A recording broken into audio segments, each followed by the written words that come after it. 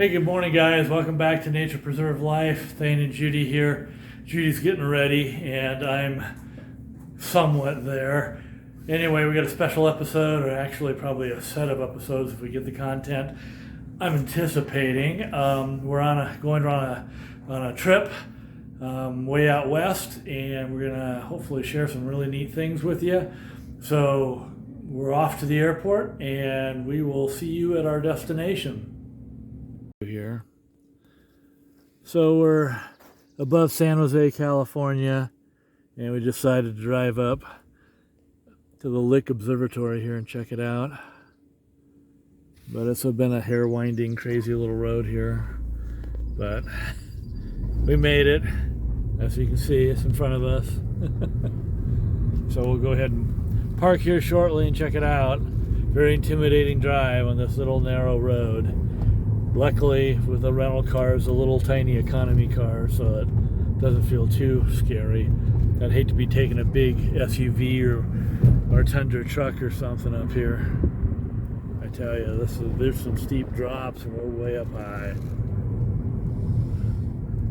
More of the observatory housing. There's a lot of researchers asleep during the day now, so it's a special quiet zone up here. They work at night, of course.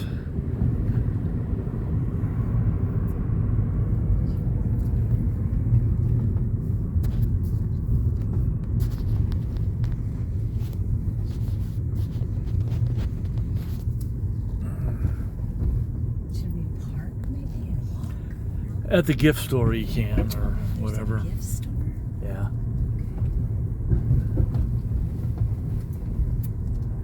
Not sure exactly where it's at. We'll have to read the signs. So if you're ever in the Bay Area and you want to come check this out, it's pretty cool. San Jose, 24 miles. Livermore, 50. Patterson. So, yeah. Is that the gift shop? Observatory. Oh, to get a picture and look at The visitor center, a quarter of a mile that way. So that's what you do. So I can zoom up here. There we go, so you can read the sign real good. So we go up that road to the gift store. Oh, that's the guy.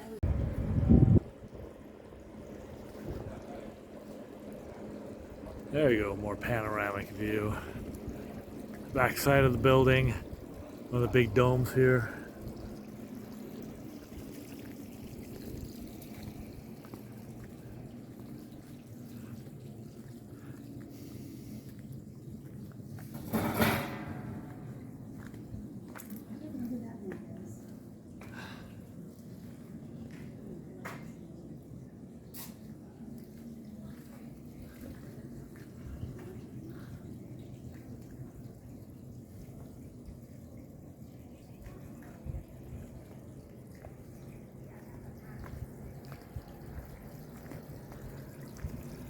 Okay, I'm sure this is the way to the gift center or the visitor center or whatever.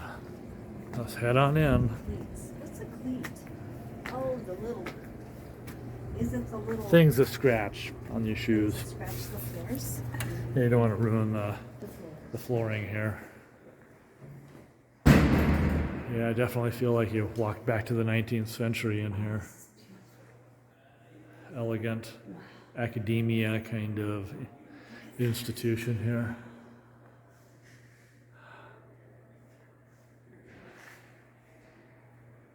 The restrooms are very elegant. It's like, I don't know, a 12-foot door. James Lick.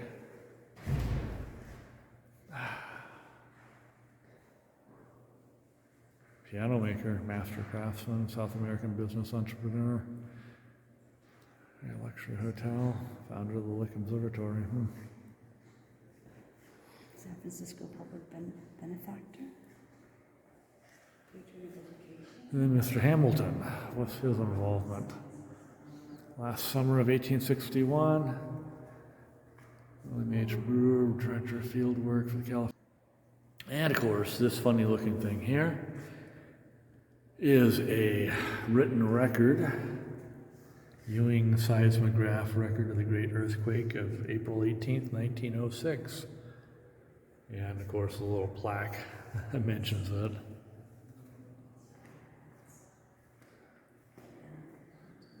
Memory of James Edward Keeler, director of the observatory from 1898 to 1900.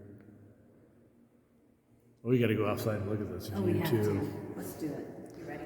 Yeah, let's walk out. Couldn't find parking on this side of the building, but driving up here was nerve-wracking enough.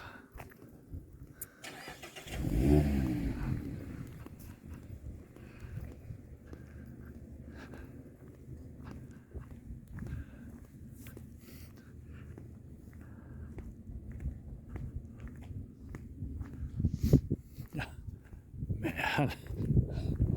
Yeah, I did not want to drive the car closer to the edge.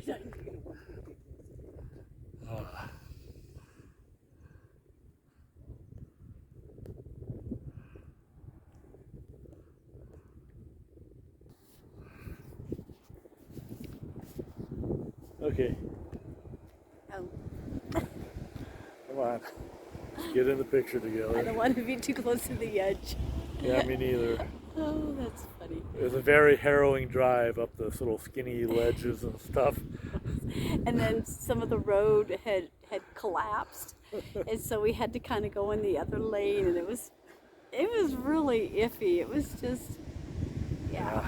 It was crazy. But we made it. The Lick Observatory, built in the last, prior century, the end of the 19th century, 1875 or something up there. And I'm sure it was a huge effort to build something like this. And get all these residence halls up here for the researchers and stuff so they can do their magic. But yeah, let's flip back around and get some more shots of this.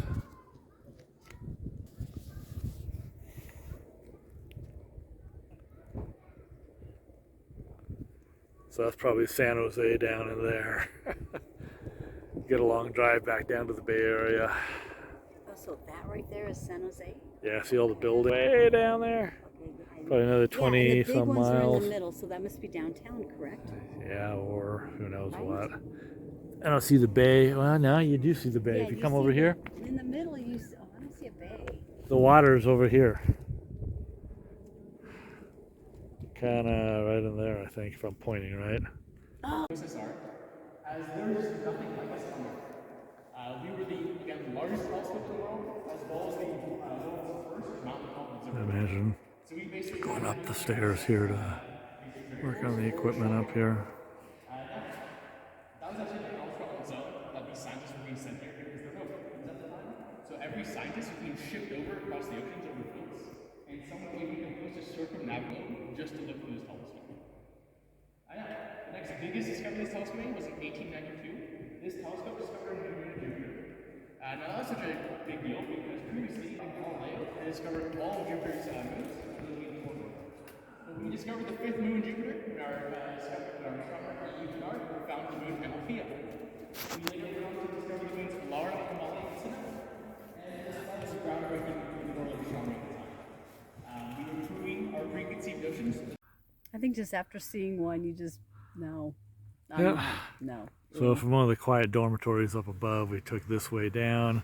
And of course, I've seen signs warning us of rattlesnakes. And of course, Judy's freaking out. She wants to go home now. I'll go sit in the car, I told him.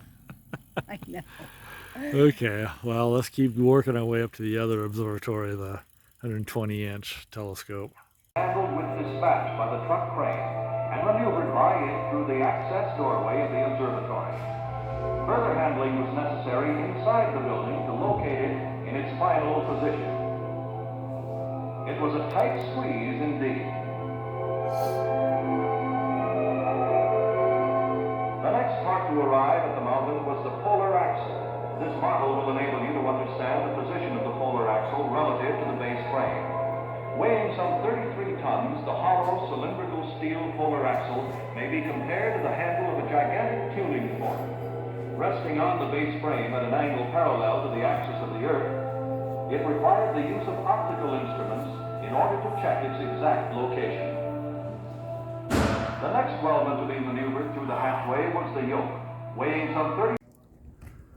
So this is the entrance to the 120-inch telescope at the Lake Observatory here. And I'll zoom out a little bit and see the size of the building there.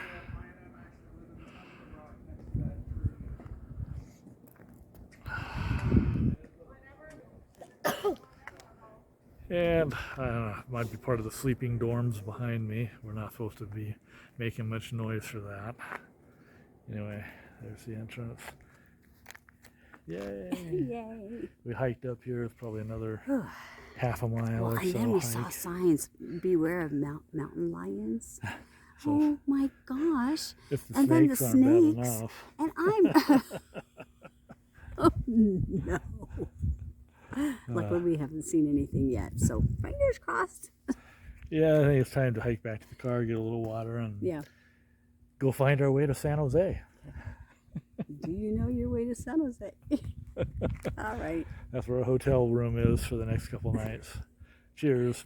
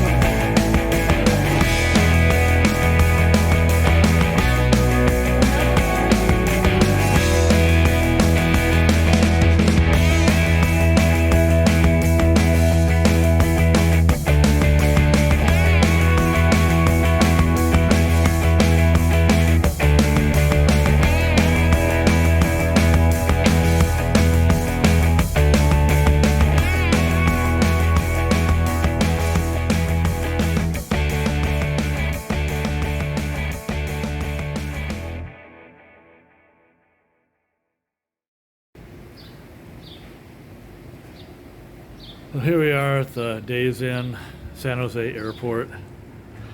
Pool temperature, I checked it earlier. Wasn't too bad, but neither of us thought of grabbing our swim trunks. So, anyway, we got a suite here. We're right above the lobby, so it's a convenient location. A little staircase here, and I think there's one kind of around the corner on the other side too. But anyway, beautiful day in Northern California. Here's our suite. It wasn't much more than a regular room, so went ahead and got that. So we got a little living room area, a little kitchenette area, microwave and all that. TV here in the living room. A little bar, though no bar stools. That's kind of strange. I wish they'd had some, but usual little bathroom, sink, coffee maker. Judy washing things up. Hey. And the king bed. You have a closet, which is nice. And TV, dresser stuff. Anyway, we're going to get settled in and figure out what we're doing next. Find food. I'm hungry. Yeah, so I guess that's on the agenda for now that we're in the hotel room. Yeah, man, that was a windy road. I got to stretch. It was sketchy at times. Wow. Got to gotta, you know, relax. Oh, you want me to hold that? Or no? What? Oh, I thought you wanted me to hold it. Oh no. We're looking at. So we gotta. Oops, sorry, hon. You're good. Went over the kiosk in the corner right there and entered in our order. It's Oops, I'm sorry. interesting little desserts and stuff. Maybe we can sit down. Oh.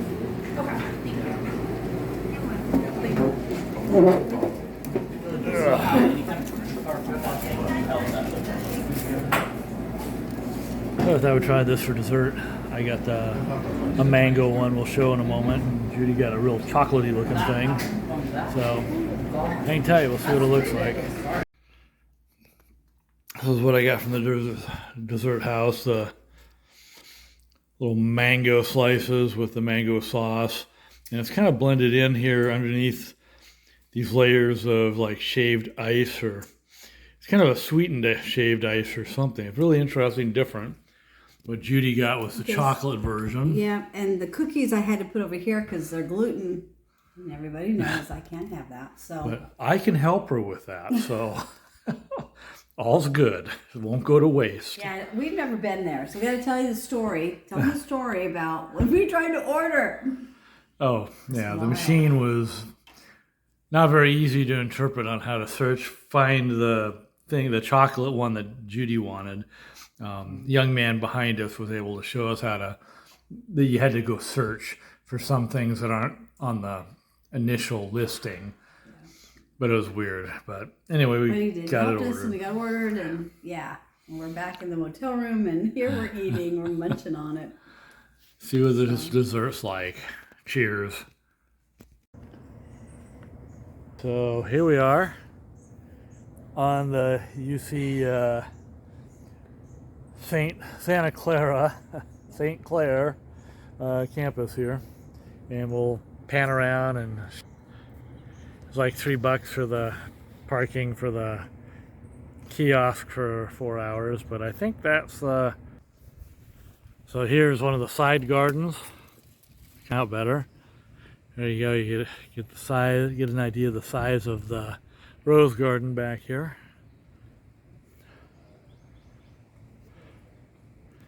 So we're going to wander around the front.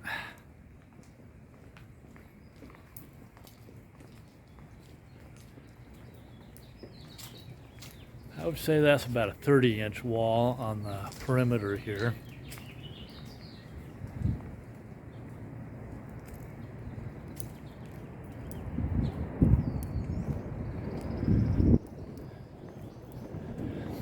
Hoping we can find some signs of the Adobe construction.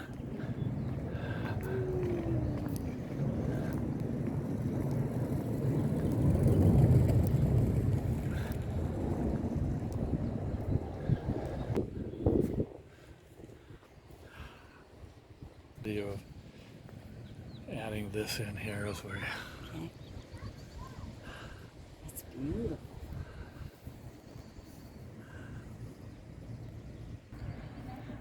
So like the earlier plaque was indicating, it's gone through several successive rebuilding attempts as earthquakes and flooding problems through this area. Here's more of the campus. You gotta love a environment like this. I wish I was 18 again.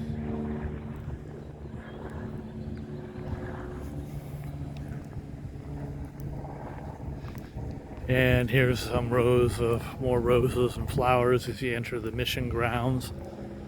We'll check this out from this side. They're so fragrant. It's just, yeah. it's so good.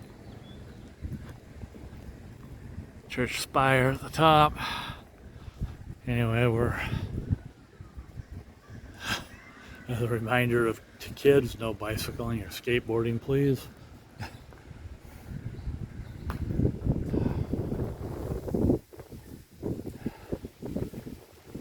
It's hard to think that a lot of this construction is Adobe brick. I wish we could find some remnants of it. I think we just did. We're going to wander over this way, you guys. There's some actual good evidence of the original fortress walls or something around the mission. So as we get over here, closer look and examination, you can see some of the actual earth and adobe bricks here and how they have some layers of the mortar, the mud mortar. And here's some more wall section that's open. This definitely does look like about 48 inches here. Pretty close, at least 36, but definitely could be 42. But again, you can see some of the mortar up here, mud mortar. And of course they whitewashed it, you know, in the modern era here. No doubt to help preserve things. What are you seeing here, girl? I don't know. Why would they have that metal piece right there? What's that for? I don't know, to hold your horse maybe? I don't know. If anyone else has an idea what this little ring is here, This is very interesting. would be inside the mortar there. And then the board on top, Oh yeah. which is really cool. Like that. So up here, this is like a cutaway section. You can see the lintels. That's the supporting beams, the headers basically over doorways and windows in the Adobe culture. Anyway, you can see more modern attempts to preserve the Adobe bricks here.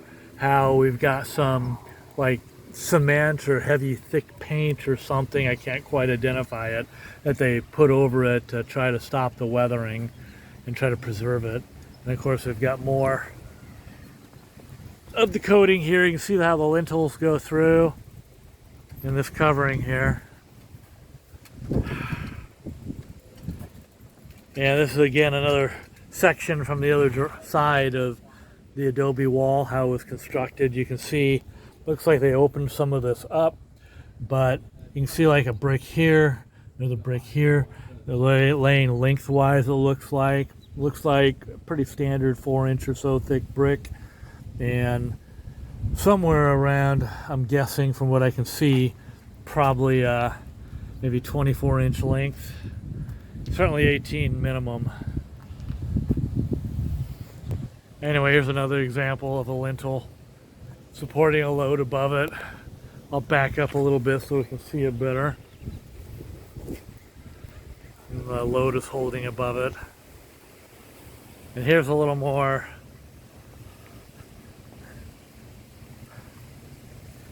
full exposed window structure here. You can see several large planks. I would say 1, 2, 3, 4 of them. And they're, I would say, probably 5 inches thick or so. I'm sure they were hand cut back in the day. And they easily stretch, you know, twice the opening, which I think is pretty common. Though this one goes for the doorway here, it goes a lot further. Anyway, let's check out some of the other architecture of this construction. And what's interesting here is, here's one old window, and with the lintel above. And you can see the angle here, they kind of cut it at like a 45 to help. And same with down here, there's a nice gentle slope coming down to help keep water from puddling up anywhere around here. But what I thought was really interesting is, and hopefully this will show up in the camera, you can kind of see how the glass has been shifting over the decades and centuries. And it's not a straight pane of glass anymore. It's like, you know, glass is kind of a liquid from my understanding. So over the decades or centuries, it does kind of warp shape as time goes on, and you can certainly see the distortion in these pieces of glass here from their age. And here's a door again, the lintel, the framing around here, a little more modern era, couple steps going up, I think. I'm sure at an earlier time it probably had some other more basic steps going into it, but yeah, look at the little details of the wood here and the little hand carving to give it that kind of wavy look, and all the ironwork on the door handle here and some of the other iron down there. And of course, this is no doubt a 20th century piece addition to the little mission area here. You can see like this wall here section is much more modern. If you look up close, of course, this is definitely not Adobe brick, and of course some cement mortar here too. This is clearly from the modern era, while the sides of this old building are part of, you can just tell, it's been well preserved. They're taking good care of it. You can see the framing from the old hand-cut wood from the day, but yeah, these are still the imperfections of Adobe brick, all the little bumps and stuff, but they've covered it up well, modernized some things, like I'm sure this vent wasn't here when they first built this thing all those centuries ago. They changed out the windows because that window's different. That's Yeah. more modern. Yeah, modern glass there, window, probably double pane. And it's sad they have to put bars on it. Yeah. But they're pretty. Okay, let's see what else is down here.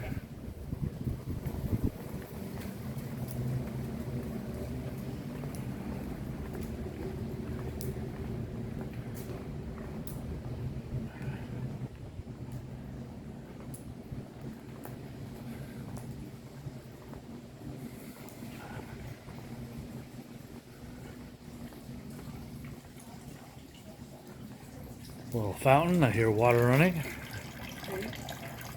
Oh, that's cute coming out of his mouth. But I have a feeling this is being pumped and recirculated. It's not from the original Franciscans.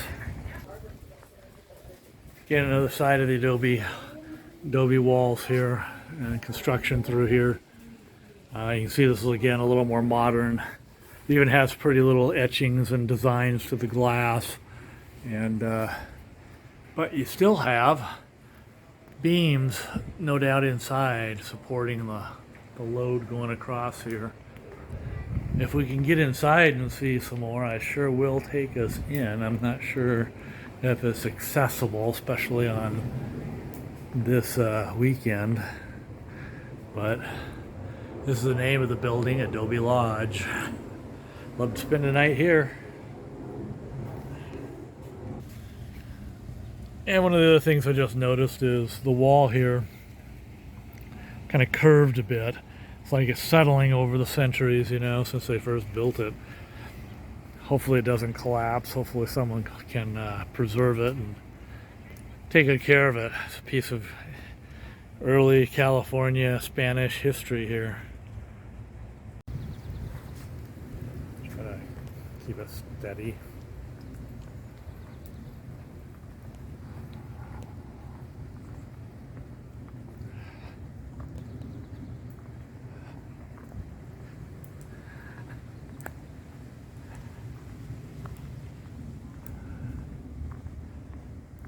Flowers are in bloom. Roses are looking beautiful.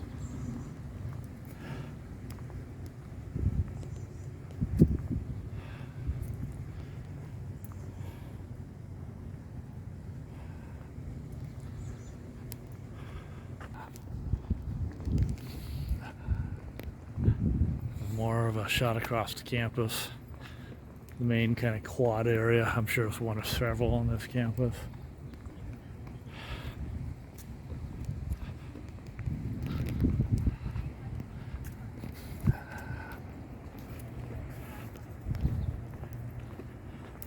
We're slowly making our way back to our car. Thank you for watching an episode of Nature Preserve Life in Mountain Air, New Mexico. If you'd like to follow along and support our channel, please press the subscribe button and gong that bell to be notified. After all, it's free. Free is a very good price. In the future, we will plan to focus our episodes on our eco-friendly build of earthen construction and Dark Night Astronomy, that big guy there, and tourism of the regional area, as well as establishing a Patreon account for the sole support of wildlife in Deer Canyon Preserve. So stay tuned. Cheers.